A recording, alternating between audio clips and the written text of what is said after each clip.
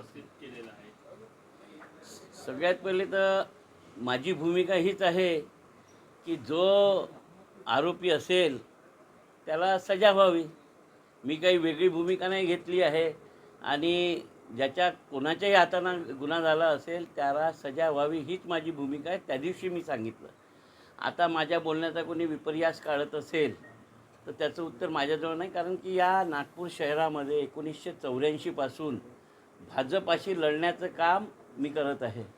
लोकांनी मला निवडून दिलं अनेकदा या नागपूर शहरातल्या, आणि अनेकदा मी प्रतिनिधित्व केलं आहे. मागच्या 10 वर्षात भाजपाच्या विरोधात आंदोलनं उभारून 40 केसेस माझ्यावर आहे. तर भाजपाशी कसं लढावं हे मला नागपुरात समजते. आता याच्यासाठी मला कोणाकडून ज्ञान घेण्याची गरज नाही आहे. परंतु माझी भूमिका, जर आरोपीला पोलीस वाचवतील तर बाहेरून येणाऱ्यापेक्षा हा विकास ठाकरे नागपुरात एकटा भारी आहे आणि त्यांच्यावर कारवाई करून दाखवील एवढी क्षमता माझ्यामध्ये आहे. आणि ती मी अनेकदा दाखवली आहे लोकांच्या अडीअडचणीत. आणि जर सरकारने, भाजपाच्या नेत्यांनी कोणावर अत्याचार करत असतील तर मी कधीच मागे आलो नाही. सगळ्यात पहिला नंबर विकास ठाकरेचा राहिला आहे. नागपूर शहरातील जनतेला माहीत आहे. आणि म्हणून मला असं वाटते की मला कोणाच्या सर्टिफिकेटची गरज नाही, मला कोणाविषयी बोलण्याची गरज नाही. सुषमा अंधारेंनी गंभीर आरोप केलेला आहे. तिने म्हटलं आहे की गिव्ह अँड टेक संबंध. आता कसं आहे, मी या शहरात 40 वर्षापासून राजकारण करतो. आता या शहरातल्या लोकांना माहीत आहे माझं काय. आता मी कोणाच्याविषयी का बोलू, आता त्यांना काय साध्य करायचं इथं येऊन हे मला माहिती नाही आहे. परंतु मला आयुष्यभर इथे भाजपाशी लढायचं आहे. भाजपाच्या नेत्यांच्या विरोधात इलेक्शन लढायचं आहे. फडणवीस साहेबांच्या विरोधात लढलो, गडकरी साहेबांच्या विरोधात लढलो, येणाऱ्या दिवसांमध्ये अजून लढणार आहे. माझी लढाई भाजपाशी आहे आणि ती लढाई मी लढणार आहे. आणि ही लढाई कशी लढावी हे मला 1984 पासून समजते. तेव्हाच्या नागपूर शहरातल्या जनतेने अनेकदा मला निवडूनसुद्धा दिलेलं आहे. आणि म्हणून मी काही या दुसऱ्या कोणाच्या बोलण्याकडे लक्ष देत नाही. नागपूरचा विषय आहे. नागपुरात ही माझ्या मतदारसंघाचा विषय आहे. आणि या विषयाचं गांभीर्य लक्षात घेता कुठलाच आरोपी वाचणार नाही. जर याच्यात मोठा नेता असेल तोही वाचणार नाही, कारण की हा नागपुरातला न्याय नागपुरातच होणार आहे. म्हणून तुम्ही निश्चिंत राहावं की या कोणावर अन्याय होत असेल तर त्याला न्याय देण्यासाठी विकास ठाकरे अर्ध्या रात्री जातोय. नागपूरच्या लोकांना माहिती आहे. तुम्ही एवढा भाजप विरोधात लढतात तरी तुमचं खच्चीकरण करण्याचा प्रयत्न हा उभाटाकडून केला जातोय का? तुम्ही गडकरी विरोधात लढले, फडणवीसांच्या विरोधात लढले, आता तुमच्या विरोधात वक्तव्य पण आले. आता कसं आहे की कोणाचं खच्चीकरण केल्यानं कोणी खचत नाही. आणि किती संघर्षातून नेता तयार होतो तुम्ही हे माझ्यासमोर पाहिलं आहे. काही माझं काही वंशज राजकारणात नव्हता. स्वतःच्या ताकदीवर स्वतःचे माणसं जमा करून लोकांचा विश्वास संपादन करून काँग्रेस पक्षाच्या तिकिटावर मी अनेकदा निवडून आलेलो आहो. आणि काँग्रेस पक्ष कसा वाढवायचा, काँग्रेस पक्षाची मतं कसं वाढवायची हे मला समजते. आणि मागच्या 10 वर्षात भारतीय जनता पार्टीची सत्ता असतानासुद्धा काँग्रेसचं मताधिक्य वाढवून दाखवलेलं आहे. भाजपाचा 33 वर्षाचा झेंडा असलेला आमदार मागच्या वेळेस पाडून मी निवडून आलेला आहे. म्हणून मला कोणाच्या सर्टिफिकेट, जनतेने सर्टिफिकेट दिले आहे. बाकी लोकांच्या सर्टिफिकेटची गरज नाही. या सगळ्या प्रकरणात तुम्ही जवळपास 36 तास का गप्प होते, यामध्ये तुमचं स्थानिक राजकारण असतं असा आरोपही त्यांनी केला. मला 36 तास गप्प तुम्ही इलेक्ट्रॉनिक्स मीडियावाले मला विचारायला आले. मी प्रेस घेतली होती का? तुम्ही माझ्या घरी आले विचारायला तुमचं काय, म्हणून मी सांगितलं. आणि या संदर्भात नागपुरातली माझ्या मतदारसंघातली कुठलीही घटना असो मी त्यावर दखल घेत असतो. मीडियासमोर जाण्याचा माझा स्वभाव नाही. प्रसिद्धीसाठी मी काही करत नाही. जनतेचा विश्वास संपादन करून निवडून यायची ही भूमिका माझी असते. मीडियामध्ये बोलून फेमस व्हायची भूमिका माझी नसते. आणि तुम्ही माझ्याकडे आले होते म्हणूनच मी तुमच्यासाठी बोललो होतो. काही मी पत्रकार परिषद घेऊन बोललेलो नव्हतो. सुषमा अंधारे कुठेतरी असं वाटतं का तुम्हाला की त्या स्वतः या प्रकरणामध्ये जास्त रस घेऊन स्वतःच्या प्रसिद्धीसाठी किंवा स्वतःच्या हेतू आता मला याबद्दल काही बोलायचं नाही. ते आमच्या सन्माननीय ताई आहे, त्यांना काय वाटतं त्यांचं कामच आहे. त्यांनी पुण्यामध्ये सुद्धा असं आंदोलन केलं होतं आणि ते राज्यभर करत असतात. त्यांना माझ्या शुभेच्छा आहे. आणि त्यांनी जर यातून काही निष्पन्न केलं तर मला वाटते की आम्हाला आनंदच होईल. जर चंद्रशेखर बावनकुळेवरच त्यांनी गुन्हा दाखल करून दाखवला तर याच्यापेक्षा जास्ती आनंद आम्हाला काय होणार, कारण की आमची लढाई त्यांच्या विरुद्ध आहे. आणि म्हणून आमच्या शुभेच्छा त्यांच्या पाठीशी आहे, त्या नागपुरात आल्या आहेत. भाऊ, पण त्यांनी तुमच्यावर इतके गंभीर अर्थपूर्ण आरोप त्यानंतर आता तुम्ही या सगळ्या बाबतीत वरिष्ठांशी बोलणार आहे का? कारण मला वाटतं कोणाच्या आरोपाने मला काही होत नाही. आता कोणी काय बोलत असेल, मला जनता निवडून देते, जनतेची मी कामं करत असतो आणि जनतेचे कामं करून विश्वास संपादन करायचा हाच छंद माझा आहे. त्यामुळेच मी राजकारणात टिकून आहे, मी मीडियावर बोलून टिकून नाही. बरं, त्यांनी जी तत्परता दाखवली, लगेच आज त्या नागपूरला आल्या, नागपूरला आज ते पोलीस ठाण्यात जाणार आहे, काय वाटतं? आता मला तर तुमचाही उद्देश काहीतरी वाटतं की मी त्यांच्या विरोधात काही बोललं पाहिजे, मग तुम्ही त्यांच्याकडे गेलं पाहिजे आणि अजून त्यांनी काही बोललं पाहिजे, तुम्हाला बातम्या मिळाल्या पाहिजे असा उद्देश मला तुमचा वाटून झाला.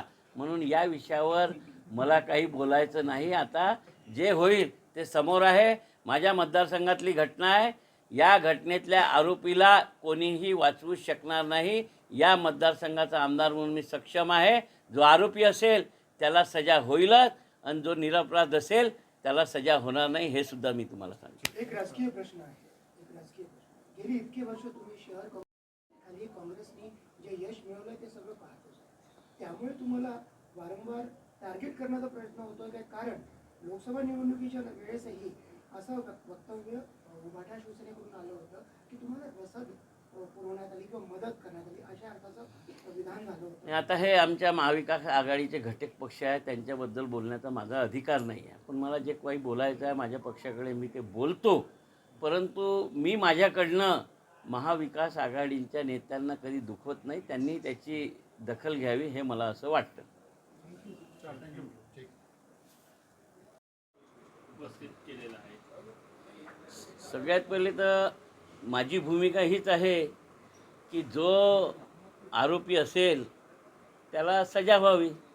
मी काही वेगळी भूमिका नाही घेतली आहे आणि ज्याच्या कोणाच्याही हातानं गुन्हा झाला असेल त्याला सजा व्हावी हीच माझी भूमिका आहे. त्या दिवशी मी सांगितलं. आता माझ्या बोलण्याचा कोणी विपर्यास काढत असेल तर त्याचं उत्तर माझ्याजवळ नाही. कारण की या नागपूर शहरामध्ये 1984 पासून भाजपाशी लढण्याचं काम मी करत आहे.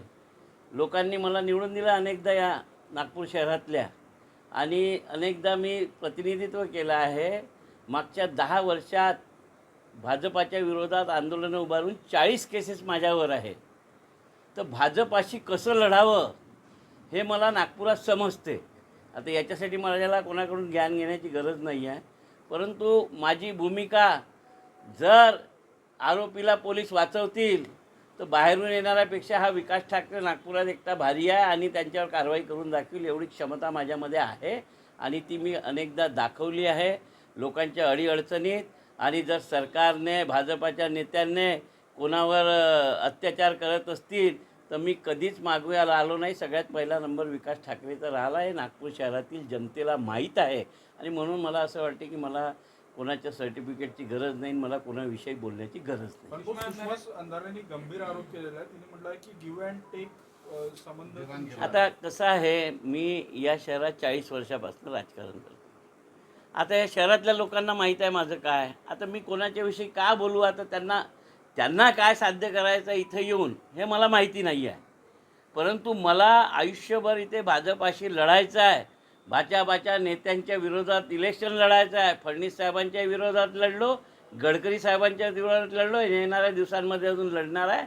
माझी लढाई भाजपाशी आहे आणि ती लढाई मी लढणार आहे. आणि ही लढाई कशी लढावी हे मला 1984 पासून समजते. तेव्हाच्या नागपूर शहरातल्या जनतेने अनेकदा मला निवडूनसुद्धा दिलेलं आहे आणि म्हणून मी काही या दुसऱ्या कोणाच्या बोलण्याकडे लक्ष देत नाही. नागपूरचा विषय आहे, नागपुरात ही माझ्या मतदारसंघाचा विषय आहे आणि या विषयाचं गांभीर्य लक्षात घेता कुठलाच आरोपी वाचणार नाही. जर याच्यात मोठा नेता असेल तोही वाचणार नाही. कारण की हा नागपुरातला न्याय नागपुरातच होणार आहे. म्हणून तुम्ही निश्चिंत राहावं की या कोणावर अन्याय होत असेल तर त्याला न्याय देण्यासाठी विकास ठाकरे अर्ध्या रात्री जातोय, नागपूरच्या लोकांना माहिती आहे. तुम्ही एवढा भाजप विरोधात लढतात तरी तुमचं खच्चीकरण करण्याचा प्रयत्न हा उभाटाकडून केला जातोय का? तुम्ही गडकरी विरोधात लढले, फडणवीसांच्या विरोधात लढले. आता तुमच्या विरोधात वक्तव्य पण आले. आता कसं आहे की कोणाचं खच्चीकरण केल्यानं कोणी खचत नाही आणि किती संघर्षातून नेता तयार होतो तुम्ही हे माझ्यासमोर पाहिलं आहे. काही माझं कोणी वंशज राजकारणात नव्हता. स्वतःच्या ताकदीवर स्वतःचे माणसं जमा करून लोकांचा विश्वास संपादन करून काँग्रेस पक्षाच्या तिकिटावर मी अनेकदा निवडून आलेलो आहो.